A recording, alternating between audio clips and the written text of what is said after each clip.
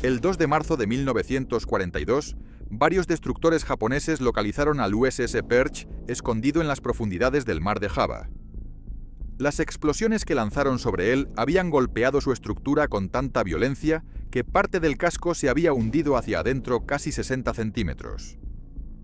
A través de 17 aberturas distintas, el agua entraba sin descanso mientras la nave seguía intentando ganar profundidad. Según cualquier cálculo técnico, el submarino tenía apenas un minuto antes de colapsar por completo. Sin embargo, para sorpresa de todos, resistió. En lugar de aceptar el final, el comandante tomó una decisión desesperada.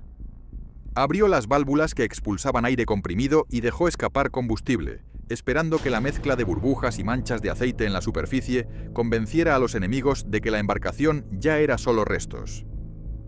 En el interior, los 59 tripulantes quedaron paralizados en un silencio absoluto, escuchando cómo los mamparos se quejaban y el ambiente se llenaba de gases que irritaban los ojos y la garganta. La nave se estaba apagando lentamente, y ellos no tenían salida. La historia del Perch había comenzado muchos años antes, en 1935, dentro de los astilleros de Groton. Allí fue donde su estructura empezó a levantarse, siendo parte de la nueva generación de submarinos diésel eléctricos estadounidenses. La quilla se colocó el 25 de febrero y su bautizo llegó más de un año después, el 9 de mayo de 1936. Ese día, Helen Lorena Withers se situó sobre la plataforma ceremonial y, siguiendo la tradición, lanzó la nave al agua. Su esposo, Thomas Withers Jr., años después ascendería hasta llevar las estrellas de almirante en su uniforme. En noviembre quedó oficialmente asignado a la flota. Desde la punta frontal hasta la popa superaba ligeramente los 300 pies, lo que se aproxima mucho a la longitud de un campo profesional de fútbol americano. Su ancho era de unos 26 pies y su calado rondaba los 15. Navegando en superficie desplazaba unas 1.350 toneladas, pero al sumergirse esa cifra aumentaba hasta casi 2.000 toneladas, un peso comparable al de aproximadamente 1.500 automóviles familiares.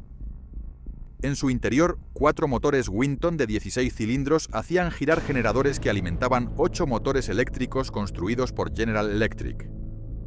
Con todo ese sistema funcionando, el Perch podía avanzar en mar abierto ligeramente por encima de los 19 nudos, cerca de 22 millas por hora, lo que lo convertía en una nave bastante rápida para su época cuando viajaba en superficie.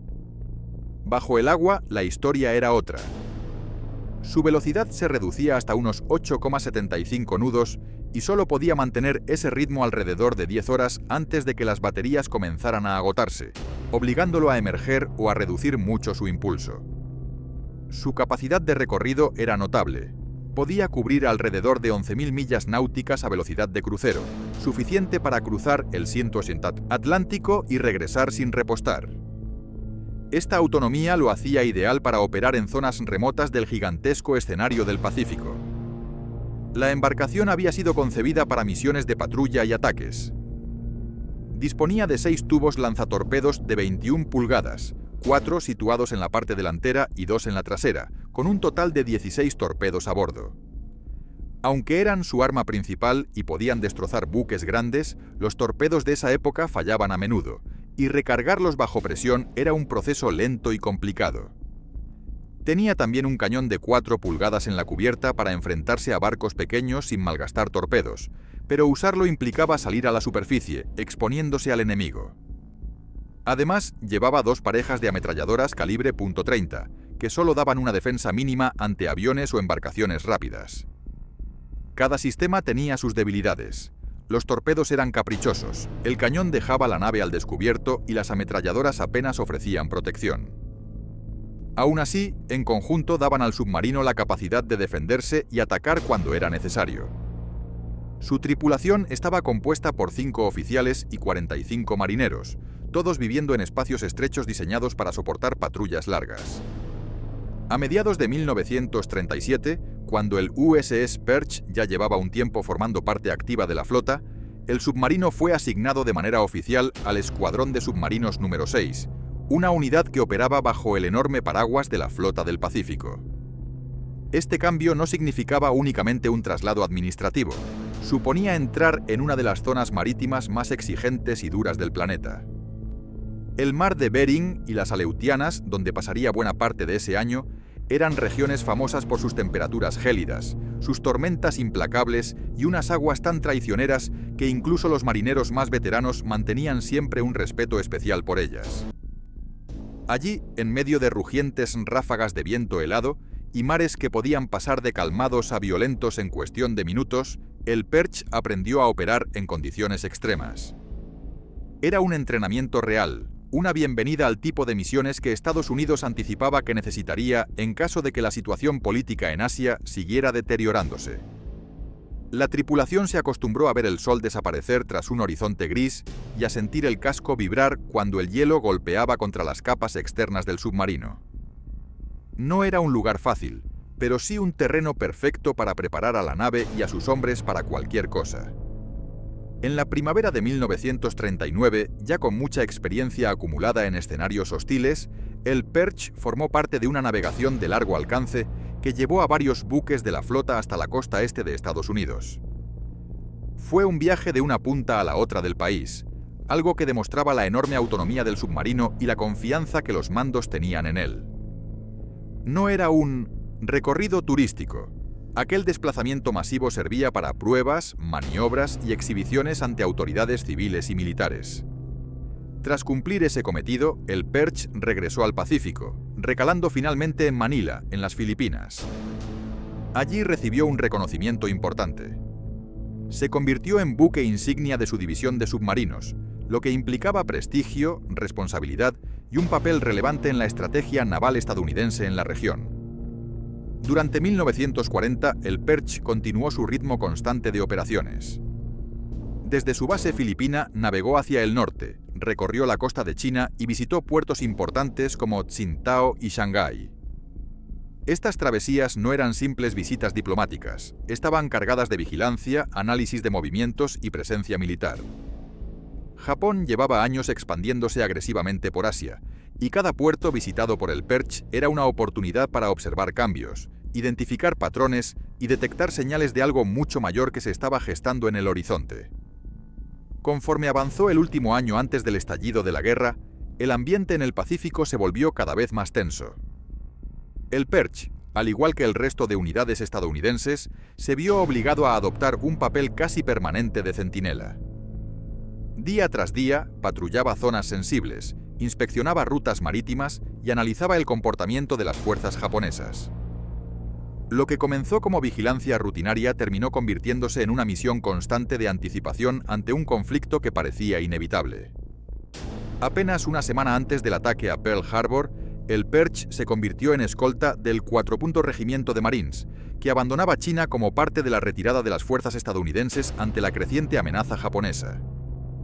La misión comenzó cerca de Shanghái, donde el submarino se reunió con los transportes militares. A pesar de la tensión en la región, logró guiarlos con seguridad hasta Filipinas. Aunque oficialmente Estados Unidos todavía no estaba en guerra, el Perch y su tripulación ya se movían con la disciplina y la cautela de quienes saben que el conflicto está a punto de desatarse. Y así llegó la mañana del 8 de diciembre de 1941. El sol apenas se había levantado cuando la guerra finalmente alcanzó al submarino. El Perch se encontraba amarrado en el astillero naval de Cavite, en Filipinas, bajo el mando del teniente comandante David A. Hurt. El día anterior, Pearl Harbor había sido atacado. Cuando comenzaron a sonar las alarmas en Cavite, nadie dudó que el enemigo ya estaba avanzando hacia todas las posiciones estadounidenses del Pacífico. 2 días después del inicio del conflicto, la amenaza se materializó de manera brutal. Bombarderos japoneses sobrevolaron Cavite y desataron un ataque devastador. El astillero se transformó en un infierno de llamas, explosiones y destrucción. El Perch, pese a estar en un entorno que ardía por todas partes, no se limitó a esperar órdenes. Su tripulación se involucró en limpiar escombros, rescatar heridos y mover restos calcinados para evitar explosiones secundarias. Aquella escena quedó grabada en la memoria de todos los presentes. Un ataque feroz que redujo gran parte de la base a ruinas. Los daños sufridos por Cavite fueron tan grandes que dejaron a la Marina estadounidense sin su principal centro de operaciones en Filipinas en los primeros días de la guerra. El Perch, consciente de que quedarse allí equivalía a esperar la destrucción, partió sin demora. Navegó con extremo cuidado a través de los campos minados cercanos a Corregidor, donde cualquier error podía significar un final inmediato, y una vez en mar abierto comenzó su primera patrulla de guerra entre Luzón y Formosa, una zona conocida por su actividad intensa y peligrosa. Las órdenes no daban margen para interpretaciones: encontrar buques japoneses, vigilar cada movimiento y atacar cuando surgiera la oportunidad. Durante la patrulla, el Perch avanzó hacia el norte, siguiendo rutas marítimas clave. El día de Navidad, el 25 de diciembre, la tripulación avistó un gran mercante japonés. El submarino lanzó 4 torpedos. Ninguno impactó. Fue un momento frustrante, pero no podían detenerse a analizar los fallos. Días después apareció una nueva posibilidad: un carguero enemigo llamado Nojima Maru. Nuevamente, el Perch lanzó torpedos y, sabiendo que los escoltas japoneses reaccionarían con rapidez, se retiró de inmediato hacia aguas más profundas. En ese momento no supieron el resultado del ataque, pero más adelante se confirmó que aquel barco había sido hundido. Aunque la nave había sufrido daños menores durante esa primera patrulla, el desgaste físico, mental y mecánico era evidente. Semanas de tensión continua, intentos de ataque fallidos y maniobras evasivas habían agotado a la tripulación y a la máquina. Por eso, el Perch puso rumbo hacia el sur para recibir reparaciones, algo esencial si quería seguir siendo útil en el conflicto. En el trayecto aún intentó realizar varios ataques adicionales, pero ninguno tuvo éxito. A comienzos de 1942 alcanzó Darwin, en Australia, donde fue reparado lo más rápido posible antes de ser enviado de nuevo a la acción. El 3 de febrero de 1942, el Perch zarpó de Darwin rumbo a zonas donde el conflicto estaba en pleno avance. La ofensiva japonesa era imparable. Borneo ya había caído bajo su control y Java aparecía como el siguiente objetivo. Durante las fechas comprendidas entre el 8 y el 23 de febrero, el submarino patrulló entre diferentes islas, recopilando información crucial sobre movimientos de tropas y detectando posibles convoyes enemigos. Aunque el Perch intentó atacar en 2 ocasiones, fracasó en ambas debido a condiciones adversas y a fallos que se estaban volviendo frecuentes. Todo cambiaría el 25 de febrero, cuando el submarino recibió un impacto directo que marcaría el principio de una cadena de eventos devastadores. El encuentro, que marcaría por completo el destino del Perch, comenzó de forma abrupta, casi sin aviso. Durante una operación en superficie cerca del estrecho de Makassar, una zona estrecha, vigilada y profundamente transitada por fuerzas japonesas, un barco patrullero enemigo logró situarse a la distancia justa para abrir fuego. No fue un enfrentamiento prolongado ni un intercambio de disparos. Bastó un único proyectil para cambiarlo todo. El cañón de cubierta del patrullero tronó, y el proyectil viajó en una trayectoria directa contra el submarino, dibujando un arco que pareció congelarse unos segundos sobre el mar antes de impactar. Golpeó exactamente en el mástil donde se concentraban los cables principales de comunicación, una zona expuesta que sostenía parte esencial de la capacidad del submarino para hablar con el mundo exterior. El impacto no solo perforó el metal, lo trituró por completo. La estructura quedó aplastada, doblada como si fuese un simple tubo de aluminio, y los cables quedaron colgando, quemados, cortados o arrancados de raíz. A partir de ese instante, el Perch quedó prácticamente mudo. Podía escuchar, sí, gracias a las antenas auxiliares que aún funcionaban, pero ya no podía hacerse oír. Era como si le hubieran arrancado la voz al submarino. Para una nave que operaba en silencio, escondida y aislada en un océano gigantesco, perder la capacidad de transmitir mensajes no era solo un inconveniente, era un golpe devastador a su supervivencia operativa. La capacidad de transmisión, que normalmente podía alcanzar distancias considerables, se redujo de golpe a unos pocos kilómetros, un margen irrisorio para un submarino cuya misión dependía de informar avistamientos, movimientos enemigos y condiciones tácticas. En otras palabras, el Perch había quedado aislado de su propio mando. Aún así, los tripulantes hicieron maravillas con lo poco que les quedaba. 2 días después del impacto, con una mezcla de ingenio, suerte y persistencia técnica, el Perch logró mandar un mensaje, quizás el último empujón de sus antenas improvisadas, informando sobre la presencia de 2 cruceros y 3 destructores japoneses frente a Java. Ese sería el último reporte claro que recibiría el mando estadounidense. Después de ese mensaje, el Perch se convirtió en una sombra solitaria en el océano. Seguía luchando, pero nadie escuchaba su voz. En teoría, el submarino debía dirigirse hacia Fremantle, en Australia, una orden emitida antes de concluir la patrulla. Ese puerto representaba un refugio, una oportunidad para reparar daños, reorganizarse y volver a la guerra en mejores condiciones. Pero el Pacífico en 1942 no obedecía planes simples. El 28 de febrero, todo cambió otra vez. El Perch recibió nuevas instrucciones: ignorar los límites previos y dirigirse de inmediato hacia un convoy enemigo que avanzaba rumbo a Java. Era una misión extremadamente peligrosa, un aviso claro de que el frente se estaba derrumbando y cualquier submarino en condiciones, aunque fuera mínimamente, debía actuar. La noche del 1 de marzo fue la que selló su destino.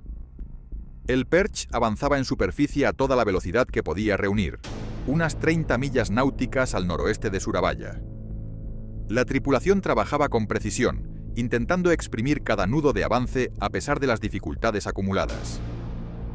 El mar estaba oscuro, la noche sin luna, el horizonte apenas visible.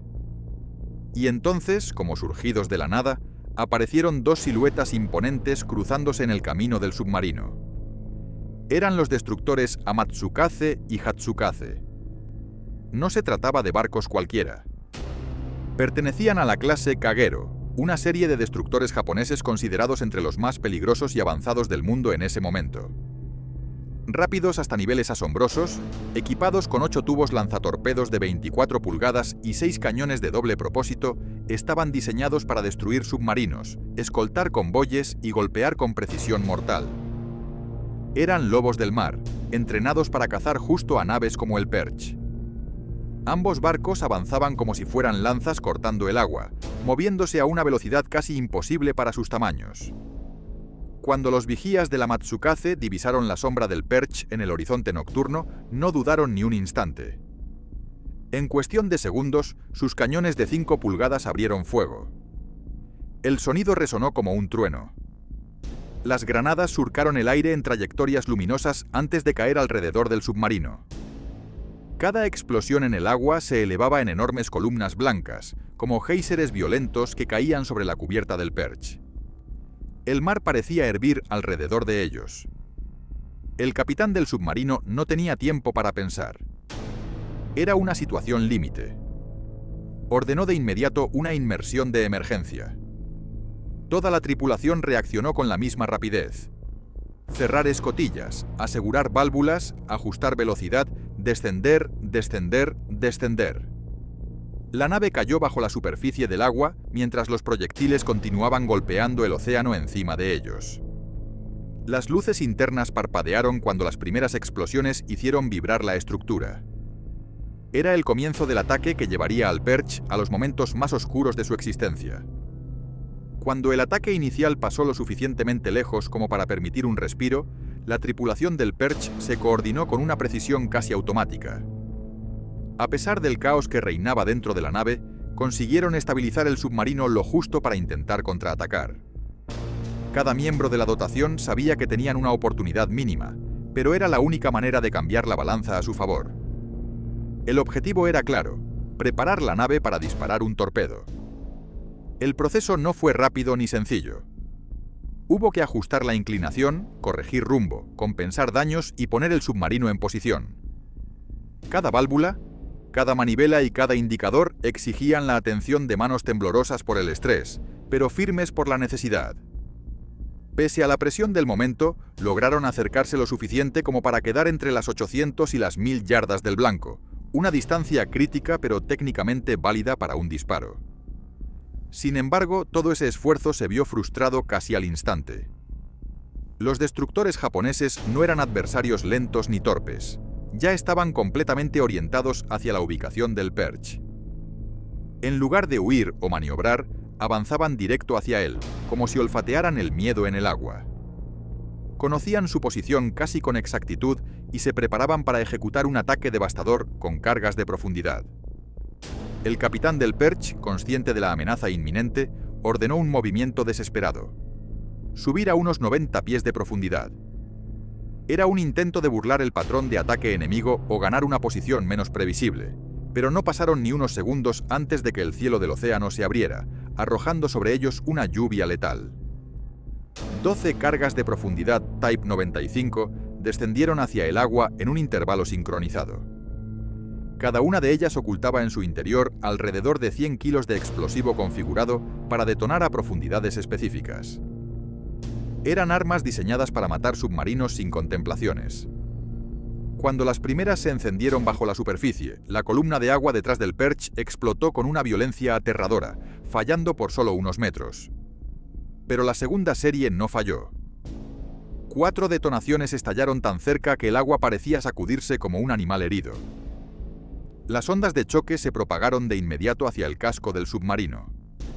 Cada explosión actuó como un martillazo gigantesco golpeando todos los lados del Perch a la vez. El acero, que normalmente se comportaba como una barrera firme, se convirtió en un tambor resonante y frágil. Los remaches, que mantenían unidas las placas externas, saltaron como si alguien los hubiera arrancado con un cincel gigante.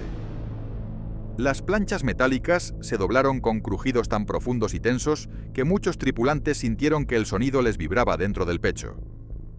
Las válvulas comenzaron a trabarse una a una. La maquinaria interna soltó chirridos mecánicos que anunciaban fallos graves. Las juntas que sellaban distintos compartimentos empezaron a ceder, dejando pasar finos hilos de agua que se multiplicaban con rapidez. Los sellos de goma, diseñados para soportar presión, se desgarraban como si estuvieran hechos de papel mojado. El interior del submarino empezaba a inundarse. No un torrente masivo, sino pequeñas filtraciones constantes que anunciaban la llegada de algo peor. Varias luces del tablero se apagaron al mismo tiempo, dejando danzando sombras entre los pasillos estrechos. Algunos indicadores quedaron colgando, sin electricidad. El eje de babor, pieza esencial para mantener maniobrabilidad, quedó completamente inerte. En ese momento, la frontera entre sobrevivir y morir aplastados por la presión externa era prácticamente inexistente. En la superficie, los destructores completaron otro círculo amplio. Desde su perspectiva, todo indicaba que el ataque había sido un éxito rotundo. Un submarino golpeado tan de cerca, con tantas explosiones, debía estar destrozado. Después de esa última pasada, comenzaron a alejarse lentamente, convencidos de que habían cumplido su misión. Pero no se trataba de un error de cálculo por parte de los japoneses. Había una razón precisa para que creyeran que el Perch había perecido bajo el mar. En plena tormenta de explosiones, cuando el casco gemía, las luces parpadeaban y los hombres temblaban por el impacto de cada detonación, el teniente comandante David A. Hurt tomó una decisión audaz, desesperada y brillante al mismo tiempo. Ordenó que se liberara aire comprimido desde los tanques de lastre y que se abrieran las válvulas para permitir que el diésel fluyera hacia afuera. Esa combinación, burbujeo ascendente y un rastro de aceite extendiéndose en la superficie, imitaba a la perfección lo que queda de un submarino que implosiona o se rompe en pedazos a profundidad. Para cualquier vigía en esos destructores, aquello no era un truco, era la firma inequívoca de un naufragio. El mar, teñido de oscuro y lleno de burbujas, fue el velo perfecto para que el Perch siguiera escondido, aferrándose a la supervivencia por un margen delgado como un hilo. En el interior del Perch, después del ataque, el ambiente se convirtió en algo casi irreal. Durante 20 minutos que para la tripulación se sintieron como una hora eterna, reinó un silencio absoluto, un silencio tan espeso que parecía llenar cada rincón de la nave. Nadie se movía. Nadie se atrevía a hacer el más mínimo ruido. Incluso respirar era un acto medido, contenido, casi doloroso. Cualquier exhalación podía parecer demasiado fuerte en aquel mundo sumergido y tenso. Mientras tanto, desde afuera, el sonar japonés enviaba sus pulsos metálicos que chocaban una y otra vez contra el casco dañado. Cada ping se expandía en el interior como si rebotara dentro del pecho de los hombres, recordándoles que estaban siendo buscados, que un solo sonido mal calculado podía significar la muerte instantánea. Aquel eco constante se convirtió en una tortura psicológica. Cada golpe acústico era un recordatorio de que seguían atrapados, inmóviles y en peligro extremo. El agua seguía abriéndose camino por las grietas del casco, goteando en un ritmo irregular que muchos marineros trataban de ignorar. Cualquier movimiento para tapar las filtraciones habría generado un ruido que el sonar podría detectar, así que nadie se atrevería a arriesgar el conjunto por intentar reparar la nave mientras el enemigo rondaba. Era una situación imposible. Dejar entrar el agua era peligroso, pero moverse para detenerla era aún más arriesgado. Solo cuando los rugidos graves de los motores japoneses comenzaron a desvanecerse en la distancia, cuando el sonido del sonar fue perdiéndose entre las capas de agua, los hombres se permitieron liberar un poco de aire de sus pulmones. No podían celebrar, no podían hablar, pero las miradas que se cruzaron en la penumbra reflejaban una mezcla de incredulidad, alivio parcial y un miedo enorme por lo que aún estaba por venir. El Perch seguía vivo, pero vivo era una palabra demasiado generosa. Se sostenía por pura obstinación mecánica y por la disciplina férrea de su tripulación. El casco había resistido, aunque golpeado y deformado. Los mamparos interiores, que dividían la nave en compartimentos, habían conseguido contener el agua que amenazaba con convertir el submarino en una tumba metálica. A pesar del desastre, seguían cumpliendo su función. Los marineros permanecieron en sus puestos de emergencia. Algunos vigilaban los niveles de agua en cada espacio, otros ajustaban manualmente la inclinación del barco para evitar que se ladease hacia el punto más dañado. Cada decisión, cada ajuste, cada cifra en un medidor podía traducirse en si sobrevivían las siguientes horas o no. Pasaron 2 horas más así, sumidos en la oscuridad y la tensión permanente, hasta que llegó el momento de intentar emerger. Ya era pasada la medianoche cuando el Perch subió a la superficie, rompiendo la lámina del mar con un quejido largo y grave. La nave estaba destrozada, pero todavía respondía. Herida, pero no muerta. Apenas asomaron a la superficie, la tripulación se puso a trabajar sin perder un segundo. Tenían que saber qué seguía funcional, qué estaba destruido y qué podían salvar. Era una carrera contra el tiempo. Los destructores japoneses podían volver en cualquier momento, y si lo hacían, no les darían una segunda oportunidad. La inspección inicial fue desoladora. El casco parecía haber sido moldeado a golpes, algunas secciones hundidas hacia adentro, como si el agua hubiera intentado aplastarlo con sus propias manos. A pesar del estado general, aún había una posibilidad, una muy pequeña, de salvar al Perch. Pero dependía de reparar lo suficiente como para moverse y desaparecer antes de que el enemigo regresara. Mientras trabajaban, la noche fue dando paso a un amanecer gris. El 2 de marzo amaneció con un mar inquietante, y el Perch seguía allí, a flote pero tambaleándose, casi como un sobreviviente exhausto que se niega a caer. Uno de los problemas más graves se reveló rápidamente. Los 2 tubos del periscopio estaban completamente inundados. Esto significaba que el submarino había quedado ciego bajo el agua. Los periscopios eran sus ojos, su manera de ver al enemigo sin exponerse. Sin ellos, cualquier inmersión se convertía en un acto temerario, casi suicida. La tripulación comprendió que navegar sumergidos, incluso si la nave lo permitía, sería follar a ciegas en un océano lleno de 1980 amenazas. Aún así, no había tiempo para lamentarse. El barco estaba vivo. Ellos también. Y con eso tenían que seguir luchando. Dentro del submarino, el ambiente era un caos controlado. Aunque el Perch había logrado mantenerse a flote, su capacidad de maniobra había quedado reducida a la mitad. Solo 2 de los 4 motores principales seguían respondiendo. Los otros estaban muertos, silenciosos, inútiles. Esa pérdida no era un simple inconveniente técnico. Era un golpe crítico que reducía la velocidad del barco hasta niveles peligrosamente bajos. Cualquier intento de girar, acelerar o cambiar curso se volvía lento, torpe, casi agónico. Y eso, en un sector del mar saturado de barcos japoneses, equivalía a caminar descalzo en un campo lleno de trampas. La zona estaba repleta de patrullas enemigas. Los japoneses no dejaban de recorrer el área, vigilando, buscando supervivientes o restos de submarinos hundidos. Cualquier ruido extraño, cualquier vibración mal calculada, cualquier chispa de actividad en la superficie podía atraerlos como un imán. Aún así, los marineros no dudaron. Treparon por la escotilla hacia el exterior del casco, aunque la superficie estaba cubierta de lluvia y resbalaba como si el agua quisiera expulsarlos del barco. No había tiempo para dudar ni para temer. Sabían que su única posibilidad de vivir era reparar lo más urgente con la mayor rapidez posible. Una vez en cubierta, la dimensión real de los daños quedó expuesta con crudeza.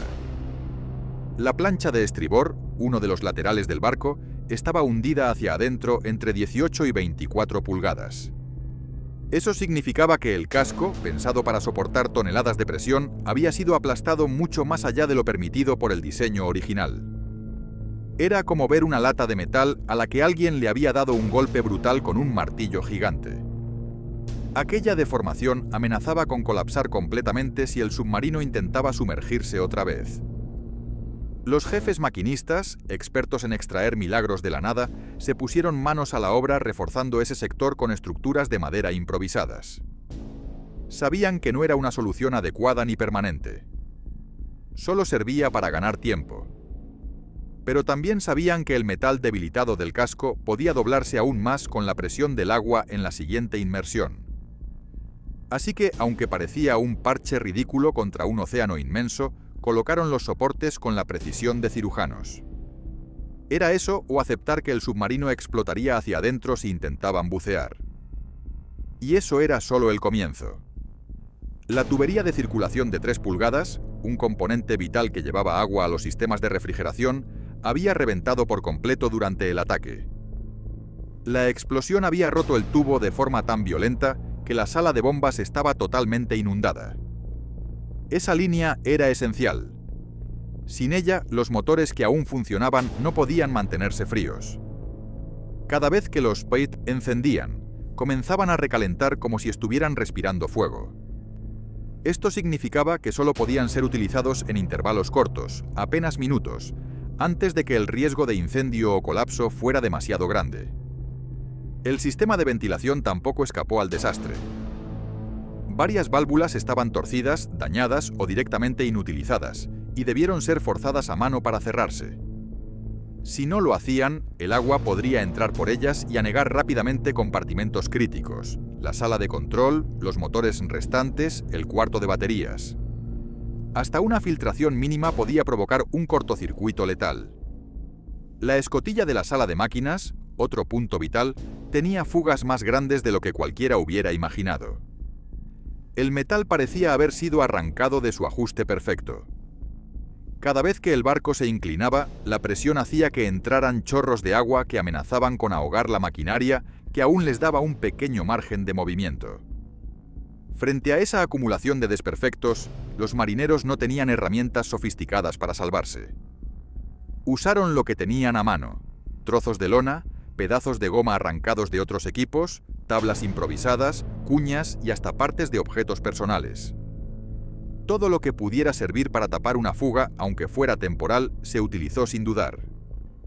Cada parche que colocaban significaba ganarle unos minutos más a la muerte. Y mientras todo esto ocurría, trabajaban bajo condiciones que rozaban lo inhumano. Cada movimiento debía hacerse con una delicadeza extrema. Cualquier golpe fuerte, cualquier herramienta que cayera, cualquier vibración que no correspondiera al ruido normal del mar podía delatar su posición. Y sabían que los destructores japoneses seguían patrullando la zona. Una sola sospecha, un solo indicio, y regresarían para lanzar otra lluvia de explosivos que terminaría el trabajo comenzado horas antes. Para empeorar el escenario, tenían que operar a oscuras. No podían encender focos ni linternas. La menor luz podía reflejarse en la superficie del mar y ser detectada desde varios kilómetros. Todo se hacía a ciegas, con manos que palpaban daños entre sombras, guiadas por la experiencia más que por la visión. El miedo era un compañero constante. No un miedo paralizante, sino un miedo consciente, del tipo que mantiene los músculos tensos y los sentidos despiertos. Cualquier sonido de motor en la distancia los obligaba a detenerse, contener la respiración y prepararse para sumergirse. Aunque todos sabían que, en el estado actual, el Perch jamás podría bajar rápido. Aún así, permanecían listos. Siempre listos. Como animales acorralados esperando el próximo ataque, pero negándose a dejar de luchar. Cada vez que alguno de los marineros lograba detener una filtración, aunque fuera por unos segundos, lo celebraban en silencio como si hubieran ganado una batalla. Cada válvula que conseguían ajustar a mano, cada junta, que conseguían apretar usando herramientas improvisadas, era una pequeña victoria que se sentía gigantesca dentro de aquel ambiente oscuro y opresivo. Sabían que no estaban reparando un submarino para dejarlo como nuevo. Estaban comprando tiempo, minutos preciosos que podían representar la diferencia entre sobrevivir o desaparecer bajo el mar. El Perch era ya un amasijo de metal golpeado, pero la moral de los hombres se mantenía en pie de forma casi milagrosa. No habían abandonado su misión, ni siquiera ahora que el barco estaba al borde del colapso. A pesar del dolor, del agotamiento y del terror que se respiraba en cada rincón, seguían convencidos de que aún existía una mínima posibilidad de atacar al convoy japonés que les habían ordenado interceptar. Esa convicción, por improbable que fuese, era su combustible emocional. Lo único que evitaba que el miedo los dominara por completo. Justo antes del amanecer, cuando el cielo apenas comenzaba a teñirse de un tono grisáceo y el mar mostraba una calma engañosa, la tripulación trabajaba frenéticamente tratando de completar los últimos arreglos de emergencia. Las manos temblaban por el frío, por el cansancio y por la adrenalina acumulada, pero seguían moviéndose como máquinas bien entrenadas. Y entonces, mientras algunos aún estaban en cubierta y otros en el interior, ocurrió lo inevitable. En la línea del horizonte emergieron dos siluetas colosales cortando la neblina. Dos figuras oscuras que avanzaban con una determinación depredadora, los destructores Ushio y Sazanami. No eran barcos comunes. Pertenecían a la famosa clase Fubuki, una serie de destructores que muchos consideraban los primeros buques verdaderamente modernos del mundo. Rápidos, peligrosamente bien armados, capaces de atacar de día o de noche con la misma eficacia. Ambos llevaban 6 tubos lanzatorpedos de 24 pulgadas y 6 cañones de 5 pulgadas. Sobre el agua parecían bestias de caza siguiendo el olor de una presa herida. Y el Perch, dañado y sin posibilidad de esconderse, era exactamente eso, una presa. Los vigías japoneses no tardaron en detectarlo. Una vez que vieron aquella forma alargada sobresaliendo de la superficie, no hubo dudas. Dentro del submarino, el sonido de las alarmas retumbó con fuerza, un grito metálico que heló los corazones de todos. Era el aviso que nadie quería escuchar, habían sido descubiertos. El capitán ordenó una inmersión inmediata. Todos los marineros, incluso los que estaban exhaustos hasta el límite, corrieron a sus puestos. Intentar bajar rápido era una locura dadas las condiciones, pero era la única alternativa. Morir en superficie era un destino seguro. El Perch intentó sumergirse. Lo hizo con esfuerzo, arrastrando su estructura dañada como si el océano lo sujetara por los bordes. La nave descendió, pero con dificultad. Los motores que aún funcionaban se sobrecalentaban con cada segundo de uso y los compartimentos inundados frenaban. La maniobra, volviendo cada metro ganado una hazaña dolorosa. Aún así, lograron alcanzar unos 200 pies de profundidad. Pero los destructores japoneses se acercaban con una rapidez implacable. No necesitaban buscar con sonar. Ya sabían exactamente dónde estaba el submarino. Y no perdieron ni un instante. Desde la superficie soltaron una nueva lluvia de cargas de profundidad. Explosión tras explosión sacudió el agua, creando burbujas gigantes que subían a la superficie como volcanes submarinos. Las ondas expansivas golpearon con fuerza la estructura ya debilitada del submarino. No hubo tregua. Dentro del Perch, el infierno comenzó otra vez. Los sistemas mecánicos, que ya estaban trabajando al límite, empezaron a fallar en cadena. Indicadores que parpadeaban, alarmas que se encendían sin parar, tuberías que vibraban como si estuvieran a punto de romperse. Los marineros intentaban mantener el control, pero cada acción era inútil. El submarino estaba respondiendo como un cuerpo que entra en shock.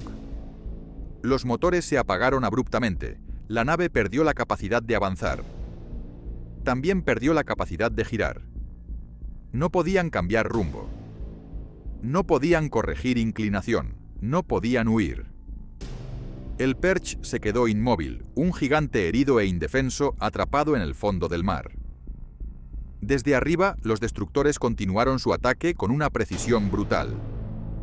Ushio y Sazanami soltaron patrones de cargas una y otra vez, sin dar descanso a la tripulación atrapada abajo. El agua estallaba sin cesar alrededor del submarino, como si el mar entero quisiera aplastarlo. Las explosiones se prolongaron durante horas, primero en total oscuridad, después con la llegada del amanecer, cuando la luz del sol empezó a teñir el océano mientras los japoneses seguían bombardeando la zona sin ninguna piedad. Era un castigo interminable. Y el Perch estaba al límite de su resistencia. Cuando los destructores japoneses finalmente se marcharon, lo hicieron convencidos de que habían cumplido su misión. Para ellos no podía existir duda. Ningún submarino soportaría semejante castigo y seguiría con vida. Desde la superficie, todo indicaba que el Perch había sido pulverizado en las profundidades. Dieron la vuelta, redujeron motores y se alejaron del área con la certeza satisfecha de haber consumado su objetivo. Pero la realidad era muy distinta. Debajo del agua, en la penumbra silenciosa del océano, el Perch seguía allí. Sobrevivía, sí, aunque no era más que una sombra de sí mismo. Era un casco agonizante aferrado a la vida por pura resistencia estructural y por una tripulación que se negaba a rendirse. El agua seguía filtrándose por múltiples puntos, cada uno más preocupante que el anterior. Pequeñas corrientes entraban por los bordes de la escotilla de la torre de mando. Chorros finos y constantes se escurrían desde la entrada de la sala de máquinas. Grietas más pequeñas, casi invisibles, se abrían en distintos paneles, internos, dejando pasar agua gota a gota en un ritmo desesperante. La sensación era la de una nave que estaba perdiendo una lucha inevitable contra la presión del océano.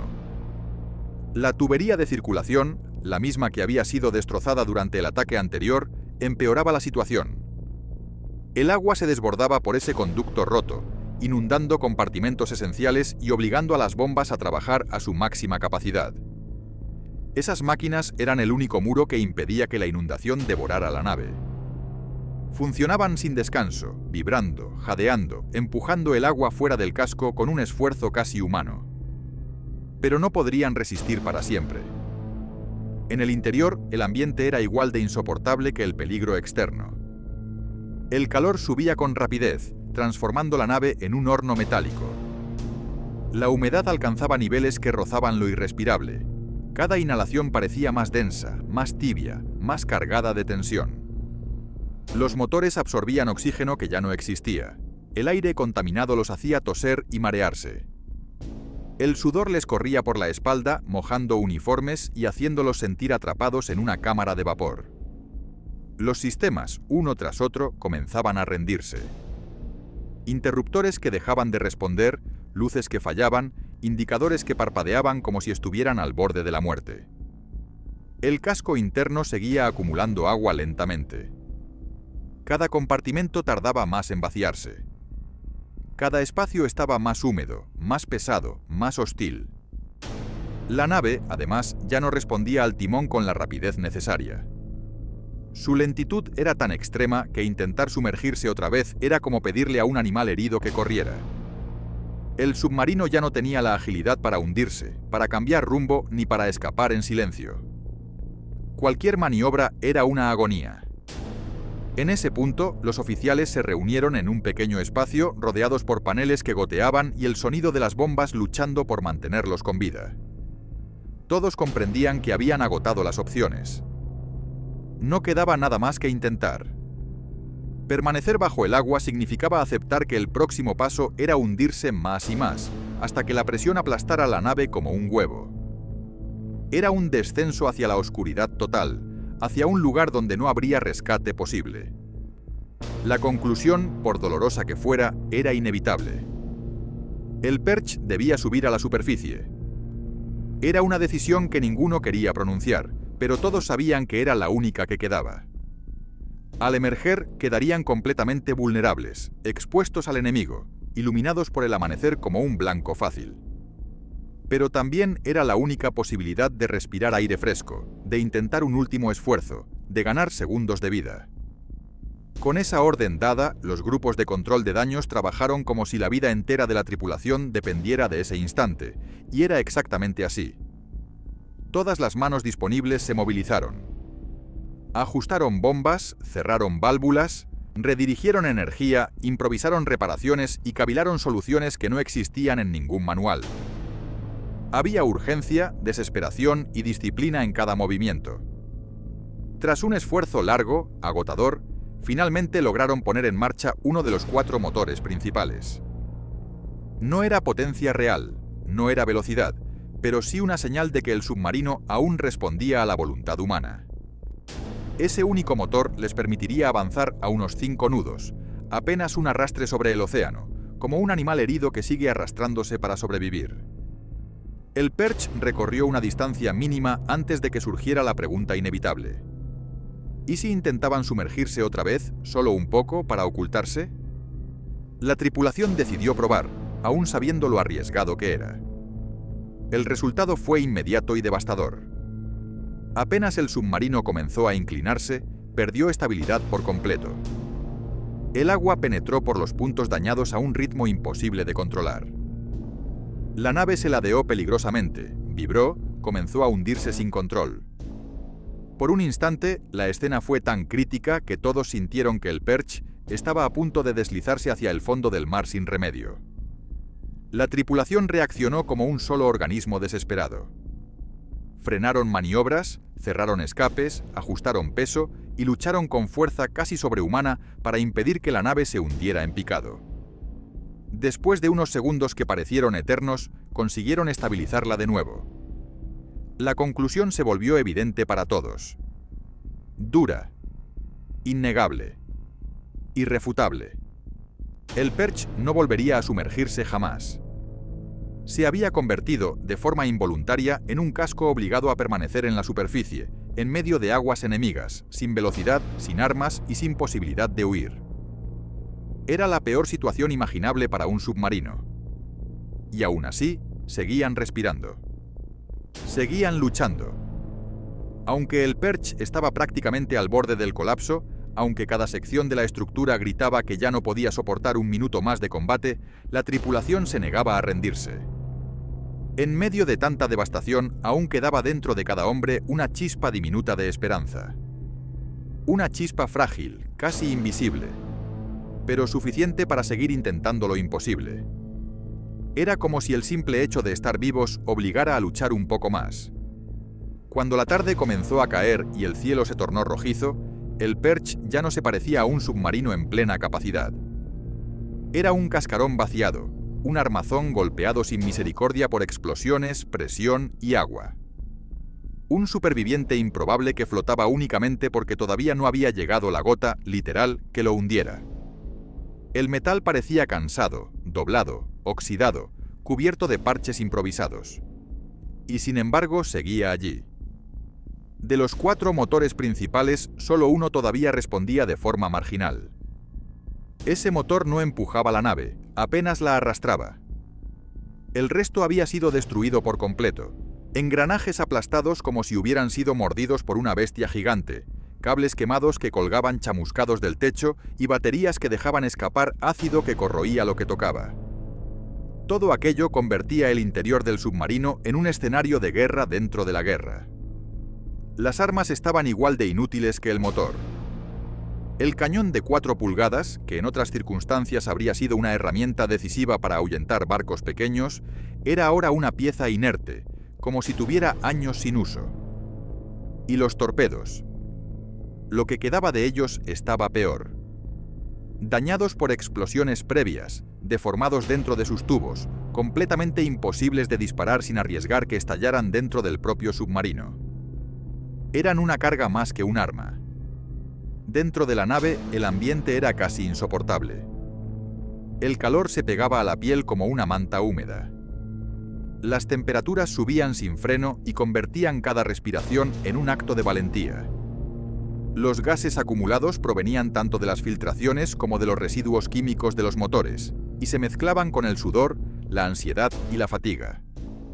El aire se sentía espeso, tóxico, contaminado por un olor a metal caliente y aceite quemado. La tripulación, agotada, sucia, cubierta de heridas pequeñas y grandes, con los pensamientos nublados por el cansancio extremo, llevaba un buen rato discutiendo lo impensable: hundir el submarino por decisión propia. Era un tema que venía desde antes, un protocolo que todos conocían, pero que nadie quería ejecutar. Aún así, ya habían preparado el procedimiento: qué destruir, qué abrir, cómo proceder. La razón era clara y estricta: si el Perch quedaba inutilizado y existía el riesgo de que los japoneses pudieran capturarlo, era obligación de la tripulación hundirlo antes de permitir que cayera en manos enemigas. No podían permitir que los códigos, los documentos clasificados o la tecnología norteamericana fueran inspeccionados o aprovechados por el enemigo. Era duro. Era definitivo. Pero era la orden. Y aún así, antes de resignarse a esa última acción, los marineros se aferraron con uñas y dientes a la posibilidad de salvar al barco. Sellaron fugas adicionales, reforzaron escotillas que ya ni siquiera cerraban correctamente, colocaron más parches improvisados con maderas, tornillos y lo que pudieran encontrar. Lo hacían sabiendo que cualquiera de esas reparaciones podía fallar en segundos, pero también sabiendo que cada segundo ganado valía oro. Durante un breve instante, pareció que lo habían logrado. Que, contra todo pronóstico, habían estabilizado el casco lo suficiente como para mantenerse a flote. Pero el océano y la guerra no tenían la menor intención de darles tregua. La noche del 3 de marzo trajo consigo una nueva pesadilla. Primero fue la luz, destellos intensos, blancos, fríos, que atravesaron la oscuridad como cuchillas. Eran los reflectores de los destructores Ushio y Sazanami. Los barcos japoneses se movían sobre el mar como cazadores que han encontrado el rastro perdido. Iluminaban el agua tratando de identificar cualquier forma, cualquier sombra, cualquier señal de vida. Y la encontraron. El silencio del océano se rompió de repente cuando el Ushio disparó su batería principal. Sin advertencia, sin pausa, sin duda, el primer proyectil surcó el aire nocturno y golpeó de lleno la torre de mando del Perch. El impacto arrancó parte de la estructura restante, la poca que había sobrevivido a las explosiones anteriores. Ese único disparo rompió, de un golpe, la frágil esperanza que la tripulación había logrado conservar durante horas. Lo que vino después fue una cascada de daños. Sistemas que fallaban. Luces que se apagaban. Bombas que dejaban de funcionar. Compartimentos que comenzaban a filtrar agua otra vez. El barco, que ya estaba agonizando, recibió un nuevo castigo que lo dejó aún más cerca del final. La posibilidad de escapar se desvaneció por completo. Entonces, finalmente, llegó la orden que todos sabían que podía aparecer. La que nadie quería escuchar. La que pondría fin a la vida del submarino, pero salvaría secretos demasiado valiosos para caer en manos enemigas. Había que hundir el Perch. No era una sugerencia, ni un último recurso improvisado. Era una orden clara, definitiva, incontestable. El submarino debía ser entregado al mar antes de que un solo soldado japonés pusiera un pie en él. El teniente Kenneth Schacht, consciente de la gravedad del momento y guiado por el deber, reunió a un pequeño grupo de marineros y se internó en el corazón herido de la nave. Mientras avanzaban, el agua les llegaba ya a los tobillos, subiendo lentamente, recordándoles que el tiempo corría en su contra. El interior del Perch parecía gemir, como si el propio barco supiera que había llegado su final. Su misión era vital: destruir todo código, clave o tecnología que pudiera ser útil al enemigo. Los hombres arrancaron manuales, desgarraron páginas, golpearon con furia los mecanismos de las máquinas cifradoras. Las ECM, dispositivos que contenían algunos de los secretos más delicados de la Marina estadounidense, fueron reducidas a metal retorcido e irreconocible. Los hombres golpeaban sin descanso, incluso mientras el agua avanzaba, empapando uniformes, mojando herramientas, subiendo un centímetro tras otro. No podían detenerse, no podían fallar. Una vez que no quedó ningún documento legible ni un aparato que pudiera reconstruirse, llegó el siguiente paso del procedimiento: abrir el submarino al mar. Schacht y su equipo accionaron las válvulas del casco. Una tras otra se fueron desbloqueando, y el océano, como un gigante paciente, empezó a tomar posesión de la nave. El agua entró en torrentes, inundando compartimentos, llenando cámaras, recorriendo pasillos. El Perch iba a hundirse por manos estadounidenses, no japonesas. Un barco que luchó con Sinton's honor moriría con honor. Mientras tanto, en la superficie, la pesadilla no había terminado. Los proyectiles seguían cayendo desde los destructores, iluminando la noche con destellos violentos. La tripulación tenía que abandonar el submarino bajo fuego enemigo, lanzándose al agua fría uno por uno. Cada inmersión era un salto de fe.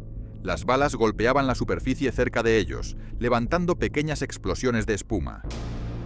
El mar era helado, y cada brazada se sentía como un desafío para mantenerse vivo. El Perch, ya condenado, empezaba a hundirse. La nave descendía, primero lentamente, luego con una determinación silenciosa. Desde el agua, los marineros podían ver su silueta oscura desaparecer bajo las olas, como si se deslizara hacia una tumba que el océano le había preparado desde hacía horas.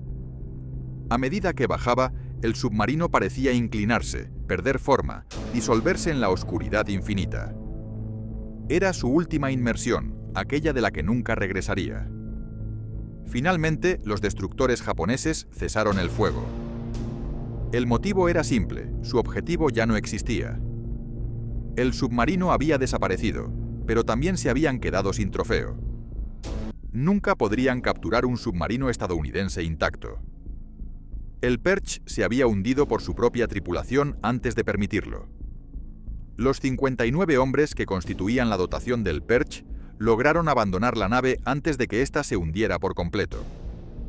Flotaban en el agua fría, exhaustos, heridos y sin fuerzas para nadar mucho más. Apenas unos minutos después del hundimiento, el destructor Ushio se acercó y empezó a recogerlos. No como rescatadores, sino como captores. Aquel día, los 59 marineros del Perch pasaron de ser miembros de la Marina de los Estados Unidos a ser prisioneros de guerra. Fueron llevados a las Indias Orientales neerlandesas, territorios que Japón había ocupado recientemente. Allí no encontraron refugio ni trato digno. En cambio, fueron arrojados a campos de trabajo forzado. Los días se convirtieron en semanas. Las semanas en meses. Los meses en años. Los trabajos que debían realizar eran brutales: largas jornadas, esfuerzos inhumanos, castigos constantes. La brutalidad era parte del ritmo diario. Sufrieron hambre, enfermedades, agotamiento extremo. La guerra avanzaba en el Pacífico. Grandes batallas se peleaban a miles de kilómetros. Pero ellos seguían allí, atrapados, olvidados, sin noticias de su país, sin saber si alguna vez regresarían a casa. La Marina estadounidense, por su parte, no sabía nada. No tenían información sobre el destino del Perch ni sobre qué había ocurrido con los hombres que iban a bordo. En abril de 1942, la Marina hizo lo único que podía hacer: declaró al Perch como desaparecido. Pasó casi un año sin pistas. Después, una emisión de radio japonesa comunicó al mundo que algunos de los tripulantes del Perch estaban vivos y retenidos en Shikoku, una de las grandes islas del archipiélago japonés. Pero aquello era una falsedad. Una pieza más de propaganda. Una mentira que ocultaba la realidad. Los hombres del Perch estaban mucho más lejos. Y su sufrimiento estaba apenas comenzando. La verdadera ubicación en la que mantenían cautivos a los hombres del Perch no era la que los japoneses habían mencionado públicamente. Lejos de Shikoku, y casi con certeza elegida para mantenerla fuera del alcance de cualquier operación de rescate o bombardeo aliado, se encontraba en el interior profundo de la Indonesia ocupada, un lugar remoto donde nadie pudiera encontrarlos ni confirmar su destino. Año tras año, su existencia quedó sepultada bajo el silencio. Pasó mucho tiempo, demasiado, antes de que la realidad emergiera. No fue sino hasta la capitulación de Japón en agosto de 1945 cuando, por fin, el mundo supo la verdad. Tras casi 4 años desaparecidos, se descubrió que la mayoría de los tripulantes del Perch seguían vivos, soportando cautiverio en condiciones que rozaban lo inhumano. Habían sobrevivido a trabajos extenuantes, abusos constantes, hambre crónica y enfermedades que se propagaban sin control. Muchos quedaron al borde de la muerte. Aún así, la mayoría logró resistir. Solo 5 o 6 hombres sucumbieron, víctimas de la desnutrición extrema y del trato brutal que recibieron en los campos de prisioneros. Cuando finalmente llegó el día de la victoria sobre Japón, BJ Day, los supervivientes pudieron regresar al fin a sus hogares. Volvieron vivos, sí, pero jamás serían los mismos. Las marcas de lo que habían enfrentado, físicas y emocionales, los acompañarían el resto de sus vidas. El sacrificio del Perch no pasó desapercibido para la Marina. El teniente Kenneth J. Schacht, cuya sangre fría y responsabilidad habían sido decisivas en los últimos instantes del submarino, fue condecorado con la Cruz de la Marina. La distinción se le otorgó, entre otras cosas, por dirigir personalmente la destrucción del material clasificado y por coordinar el autohundimiento del submarino para impedir que la información norteamericana cayera en manos enemigas. Tiempo después, Schacht explicó uno de los detalles clave que permitió que el Perch sobreviviera más tiempo del que parecía posible durante el ataque final. En sus propias palabras, la pérdida de aire y de petróleo durante los ataques llevó a los dos grupos enemigos anteriores a creer que habían destruido su objetivo. Aquella maniobra, el truco que dio origen a la fama del Perch, fue lo que mantuvo a la nave viva durante unos minutos extra que significaban la diferencia entre intentar escapar o ser aniquilados al instante. La historia del submarino no quedó en el olvido. Con los años, su gesta se convirtió en parte de la memoria naval de Estados Unidos. Su dramático final fue llevado a la pantalla en un episodio de la serie televisiva antológica The Silent Service, emitida entre 1957 y 1958, donde el público pudo revivir la tensión, la valentía y el sacrificio que caracterizaron a la tripulación del Perch. El destino final del USS Perch permaneció oculto bajo las aguas del mar de Java durante más de 6 décadas. Parecía que la historia del submarino estaba destinada a seguir envuelta en silencio para siempre. Sin embargo, el 23 de noviembre de 2006, curiosamente, el Día de Acción de Gracias en Estados Unidos, un equipo internacional de buzos que trabajaba desde el buque MV Empress logró hallar el pecio. Allí estaba el Perch, descansando en paz, apoyado sobre el fondo marino al noroeste de la isla de Bawean. Había pasado más de medio siglo desde su desaparición, pero el océano lo había conservado como si custodiara una reliquia. Cuando la noticia llegó a Estados Unidos, uno de los hombres que más merecía escucharla recibió el mensaje. Robert Lenz, uno de los supervivientes del submarino, tenía ya 85 años y vivía tranquilamente en Arkansas. A pesar de su edad, la noticia le despertó un interés inmediato. Quería ver imágenes, quería saber cómo lucía su viejo barco después de todo ese tiempo. El Perch había sido su hogar, su refugio, su prisión y durante sus últimos momentos, su sentencia. Para él, verlo transformado en un pecio era como reencontrarse con un fantasma del pasado. Para entonces, solo 5 tripulantes del Perch seguían con vida. La mayoría de los hombres que habían sufrido la guerra, el cautiverio y la odisea del submarino ya había fallecido. El hallazgo del pecio fue, en cierto modo, un último tributo para ellos. Robert Lenz, fiel a su personalidad ligera incluso después de una vida tan dura, no pudo evitar soltar una broma que se volvió legendaria entre los historiadores navales. Con una sonrisa irónica comentó: «Dejé $35 en mi taquilla del barco. Seguro que siguen allí». Una frase simple pero cargada de nostalgia. Un recordatorio humorístico y humano de que detrás de cada barco hundido hay historias personales, recuerdos, detalles íntimos que solo los veteranos conocen. Y aunque el Perch se encuentra ahora en el fondo del mar, no es considerado tumba de guerra. Esto se debe a que toda la tripulación logró escapar antes del hundimiento, algo extremadamente inusual entre los submarinos perdidos en la Segunda Guerra Mundial. Ningún hombre murió dentro del casco cuando se fue a pique.